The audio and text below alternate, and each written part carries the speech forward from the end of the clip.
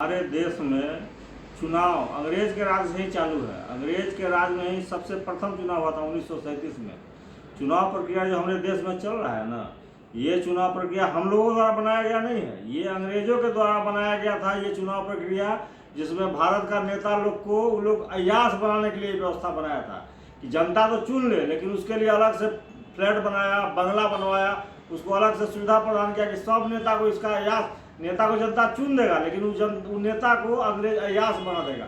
इसीलिए ऐसा व्यवस्था बनाया था। आज अपने देश में जो प्रजातंत्र में चुनाव प्रक्रिया चल रहा है, चुनाव व्यवस्था, ये अंग्रेजों के द्वारा बनाया गया व्यवस्था है। इसीलिए आज देश में सब कुछ गड़बड़ है, सब कुछ। नेता को हम लोग चुन देते हैं, हाथ से बेहाथ हो गया, उस चुनने के बाद उसको कुछ करिए नहीं सकते हैं। वो काम करेगी, अय्याशी करेगी, मौज करेगी, ऐश करेगी, लूट ले देश को, कोई कुछ नहीं कर सकता। ये व्यवस्था ऐसा अंग्रेज बनाया था कि अंग्रेज के अंदर में था, उसके ऊपर अंग्रेज रहता था।